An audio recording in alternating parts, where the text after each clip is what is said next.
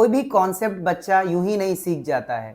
ज़रूरत होती है एक बेहतर अप्रोच की, एक स्ट्रक्चर की, जिससे बच्चा स्टेप बाय स्टेप चीज़ों को सीख सके।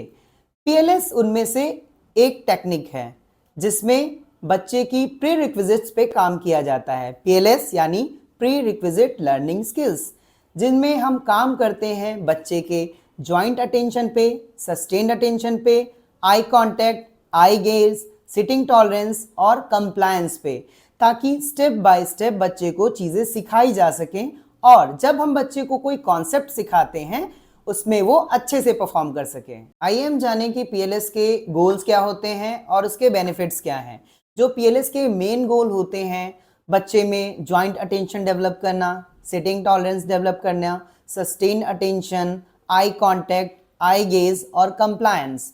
इसके बेनिफिट्स ये होते हैं कि ये स्किल्स जब बच्चे में डेवलप हो जाती हैं कोई कॉन्सेप्ट सिखाने से पहले, तो बच्चा उस कॉन्सेप्ट को बहुत बेहतर तरीके से सीख सकता है। मान लीजिए आप अगर बच्चे को कोई आइडेंटिफिकेशन किसी चीज़ की कराने जा रहे हैं, लेकिन बच्चा बैठता ही नहीं है, बच्चा आपकी बातों को सुनता ही नहीं है, बच्चा आपकी तरफ देख ही नहीं रहा है, तो आपको वो कॉन्सेप्ट सिखाने का कोई फ़ायदा नहीं होगा और बच्चा उस चीज़ को नहीं सीखेगा। इसीलिए हम पीएलएस बच्चे के लिए पीएलएस थेरेपी कराते हैं, ताकि बच्चा उन स्किल्स को पहले सीख जाए जो उसको कोई कॉन्सेप्ट सीखने में हेल्पफुल होंगे। पीएलएस थेरेपी सेशंस कैसे कंडक्ट किए जाते हैं, आइए हम उस पर बात करते हैं। जब हमारे पास कोई बच्चा आता है तो उसके चाहे ऑक्यूपेशनल थेरेपी के असेसमेंट हो, speech therapy, behaviour therapy, special education और पीएलएस, ये सारे असेसमेंट हम लोग करते हैं। उसके बाद अपनी टीम के साथ डिस्कस करके ये डिसाइड किया जाता है कि बच्चे के लिए कौन सी थेरेपी सबसे ज़्यादा इम्पॉर्टेंट है। अगर बच्चे में पीएलएस नहीं होता है तो हम सबसे पहले बच्चे की पीएलएस थेरेपी करते हैं, क्योंकि पीएलएस चाहे हमारा वो ऑक्यूपेशनल थेरेपी का सेशन हो, चाहे बिहेवियर थेरेपी, स्पीच या एजुकेशन, सब पे वर्क करता है। हो सकता है बच्चे का पीएलएस अलग अलग सेशन में अलग अलग तरीके से हो सकता है बच्चे का पीएलएस रूम में ठीक हो, लेकिन हम उसे बाहर ले जाते हैं या किसी हॉल में ले जाते हैं, वहाँ पे डिफरेंट हो, तो हमें बच्चे का पीएलएस सेशन कराना होता है। अब बात करते हैं बच्चा पीएलएस सेशन में जब आता है तो हम कैसे उसके साथ सेशन शुरू करते हैं। आपको करना ये है कि सबसे पहले बच्चे के साथ अपना रैपो बनाना है। बच्चा जब आपके साथ कंफर्टेबल हो जाए तो धीरे धीरे कर उसके एक्टिविटीज़ करवाते हैं। और ये ध्यान रखिए कि हमें जब भी शुरू करना है तो बच्चे के हाई इंटरेस्ट से शुरू करना है। जैसे अगर बच्चे को बबल ब्लोइंग पसंद है तो आप उससे सेशन स्टार्ट कर सकते हैं, बच्चे को कलरिंग पसंद है तो उससे आप सेशन स्टार्ट करते हैं। और कभी बच्चे पे आप फोर्स मत करिए। अगर स्टार्टिंग में बच्चा आपके साथ 30 सेकंड के लिए भी बैठ रहा है तो उसे भी आप एक अचीवमेंट मानिए और ये ड्यूरेशन धीरे धीरे करके आप बढ़ाते जाइए। जैसे जैसे आप बच्चा आपको फॉलो करेगा, आपके इंस्ट्रक्शंस को समझेगा और इंटरेस्ट लेगा एक्टिविटीज़ में, बच्चे में इम्प्रूवमेंट आपको ज़रूर दिखेगा। पीएलएस थेरेपी बच्चे पे कैसे वर्क करती है। जब हमारे पास कोई बच्चा आता है तो हम बच्चे का पीएलएस असेसमेंट करते हैं।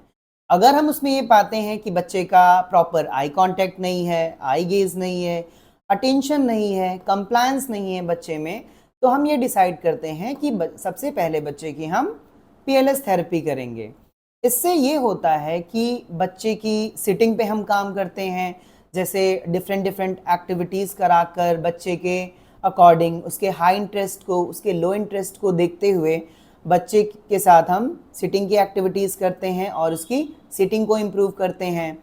चाहे वो आई कांटेक्ट हो, आई गेज हो, जॉइंट अटेंशन हो या सस्टेन्ड अटेंशन, इन सारी स्किल्स को देखते हुए बच्चे के अकॉर्डिंग हम एक्टिविटीज़ डिसाइड करते हैं और उस पर काम करते हैं। बच्चा कितना इम्प्रूव करेगा ये डिपेंड करता है कि बच्चे का थेरेपिस्ट के साथ कितना रैपो अच्छा हुआ है, बच्चा थेरेपिस्ट की बातों को कितना जानता है और उस फॉलो करता है, और पेरेंट्स कितना एक्टिव हैं। स्पेशल एजुकेटर वो प्रोफेशनल्स होते हैं जो बच्चे को असिस्ट करके उसके अकॉर्डिंग, उसके इंटरेस्ट के अकॉर्डिंग एक्टिविटीज़ को मॉडिफाई करते हैं और स्टेप बाय स्टेप एक सिंपल वे में, एक प्ले वे में बच्चे को एक्टिविटीज़ कराते हैं और वो स्किल्स इम्प्रूव करते हैं।